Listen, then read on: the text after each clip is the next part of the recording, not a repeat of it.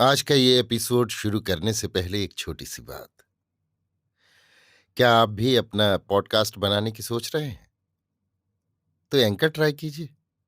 ये पॉडकास्ट बनाने का सबसे आसान तरीका है। नंबर एक, ये फ्री है। नंबर दो, इसमें कई सारे ऐसे टूल्स हैं जो आपको अपने फोन और कंप्यूटर पर रिकॉर्ड और एडिट करने की फैसिलिटी देते हैं। नंबर तीन, आप अपने पॉडकास्ट को डिस्ट्रीब्यूट भी कर सकते हैं, जिससे इसे स्पॉटिफाई और दूसरे प्लेटफॉर्म पर सुना जा सके। तो डाउनलोड कीजिए फ्री एंकर ऐप या विजिट कीजिए anchor.fm पर अपना पॉडकास्ट स्टार्ट करने के लिए। ये तो थी एक छोटी सी जानकारी, और अब शुरू करते हैं एपिसोड का सिलसिला। तो आज के एपिसोड में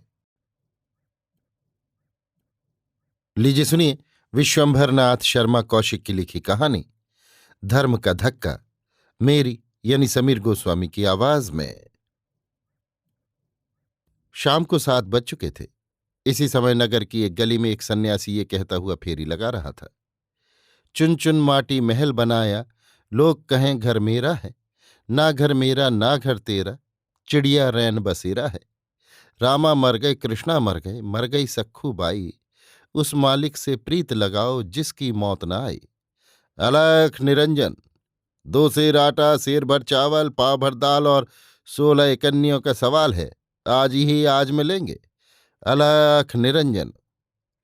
जब सन्यासी फेरी लगाता हुआ दूसरी ओर चला गया तो एक व्यक्ति अपने घर के चबूतरे पर आकर एक वृद्ध से, जो अपने द्वार पर इस प्रकार बैठे थे मानो दुनिया से आजिज आ गए हों, बोला, काहे दादा, ये सन्यासी क्या कहता है कि रामा मर गए कृष्णा मर गए? दादा की तबीयत बेमजे थी, इस कारण बोले, क्या जाने क्या कहता है, सब मांगने खाने की बातें हैं। 2 सेर आटा, सेर भर चावल, अकेले तो हैं, इतनी जिनिस लेकर क्या करेंगे? बेचेंगे, यही करते हैं। ये कहकर दादा पुनः शून्य की झांकी देखने लगे। वो व्यक्ति बोला, कोई आर्य समाजी मालूम होता है। कोई समाजी हो, अपने से क्या? दादा की उद्विग्नता ताड़कर वो व्यक्ति बोला, आज कैसे सुस्त बैठे हो? ठीक बैठे हैं, सुस्त तो नहीं है। सो बात तो नहीं है, कुछ सुस्ती तो जरूर है। दादा मौन होकर विचार करने लगे। वो व्यक्ति कुछ क्षण तक दादा के बोलने की प्रतीक्षा करके बोला, अब की आवे तो इस सन्यासी से पूछना चाहिए। दादा बोले, पूछना, कुछ आए बाएं शाएं बक देगा। थोड़ी देर में सन्यासी फेरी लगाता हुआ पुनः उस ओर आया। जब वो आवाज लगाकर चलने लगा तो व्यक्ति ने पूछा, क्यों बाबा, ये रामा मर गए कृष्णा मर गए का क्या मतलब है? सन्यासी मुस्कुराकर बोला, मतलब तो साफ है। राम की मृत्यु हुई, कृष्णा की मृत्यु हुई, जो उत्पन्न हुआ उसकी मृत्यु हुई। मृत्यु तो हुई, परंतु क्या वे भगवान नहीं थे? अगर थे भी तो इससे क्या? मौत किसको नहीं आती? सच्चिदानंद परब्रह्म को। न जायते म्रियते वा।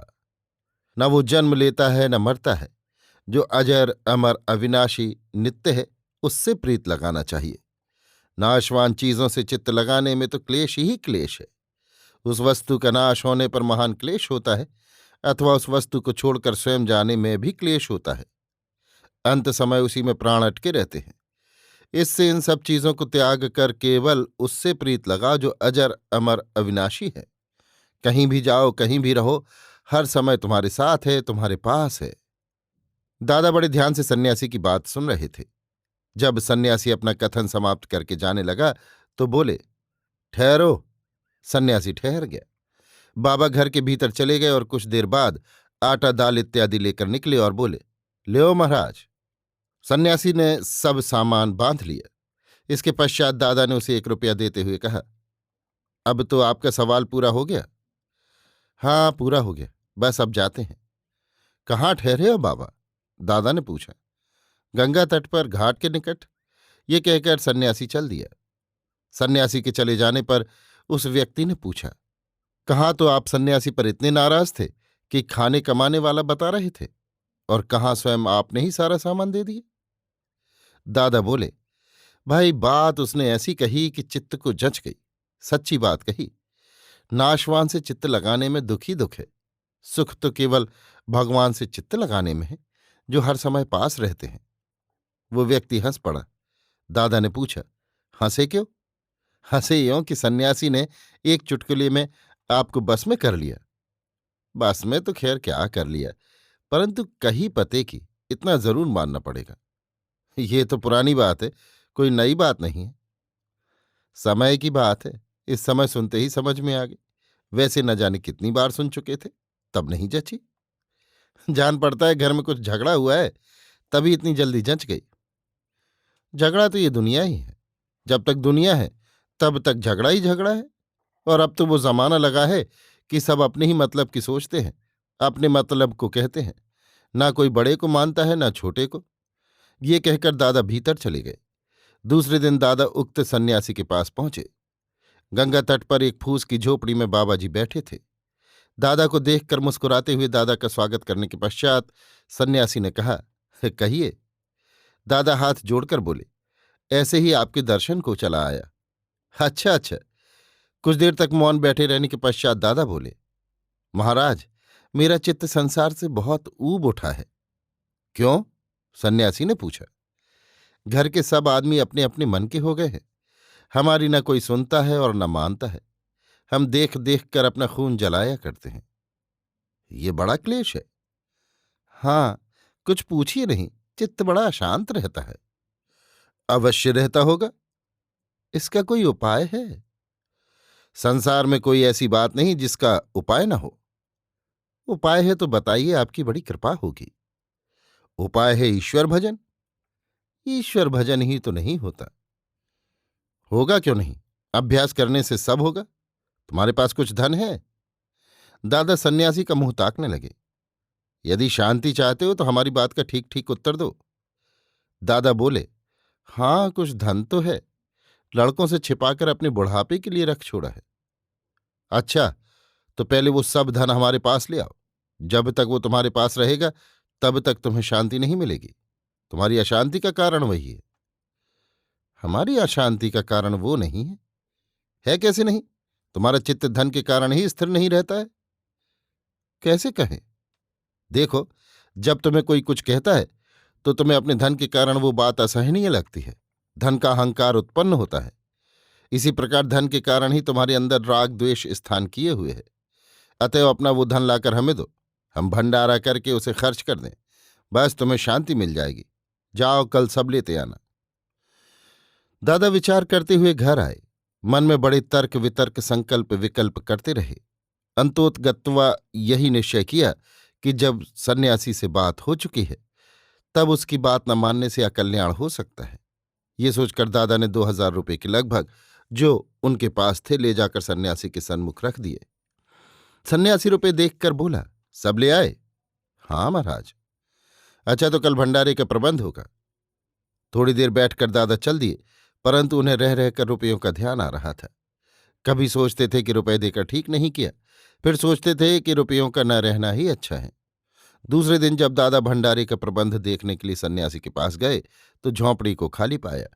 लोगों से पूछने पर पता लगा कि कल सन्यासी कहीं चला गया। ये सुनकर दादा के नीचे की श्वास नीचे और ऊपर की ऊपर रह गई। कुछ देर तक बौखलाए हुए इधर उधर ताकते रहे। इसके उपरांत घर की ओर चले। रुपयों का बड़ा भारी पश्चाताप था। साथ ही सबसे बड़ा दुख ये था कि ये बात किसी से कह भी नहीं सकते थे। कहने से लोग उल्टे उन्हीं को उल्लू बनाते और दादा को कोई बेवकूफ बनाए या समझे, ये बात दादा के लिए नितांत असहनीय थी। इस कारण चित्त मसोस कर मन ही मन दुखी हो रहे थे। ये भी भय था कि यदि घर वाले सुनेंगे कि रुपए सन्यासी को दे दिए तो वे बुरी तरह पेश आवेंगे। दादा जब घर लौटे तो पड़ोसी ने कहा, क्या सन्यासी के पास से आ रहे हो? आजकल सन्यासी के बड़े भक्त हो रहे हो। दादा बोले, वो तो कल कहीं चले गए। चले गए? तब तो आपको उनके बिना चैन न पड़ता होगा। दादा ने कोई उत्तर न दिया। वो व्यक्ति बोला, नाशवान से चित्त लगाने से यही होता है। दादा मन में सोचने लगे, ठीक है, नाशवान से चित्त लगाने से यही होता है। रुपया भी नाशवान, सन्यासी भी नाशवान, सब नाशवान, कुछ नहीं। इस नाशवान संसार में सुख नहीं है। वो व्यक्ति फिर बोला, इन लोगों का मेल क्या? जोगी किसके मीत, कलंदर किसके भाई? कोई किसी का मीत नहीं, दादा ने विषादपूर्ण स्वर से कहा। दूसरे दिन दादा लापता हो गए। बहुत खोज करने पर भी उनका पता न लगा। लोगों का ख्याल है कि दादा सन्यासी के फेर में घर छोड़ गए, परंतु दादा क्यों गए, ये उनके अतिरिक्त और कौन जान सकता है। अभी आप सुन रहे थे विश्वंभर नाथ शर्मा कौशिक की लिखी कहानी धर्म का धक्का, मेरी यानी समीर गोस्वामी की आवाज में।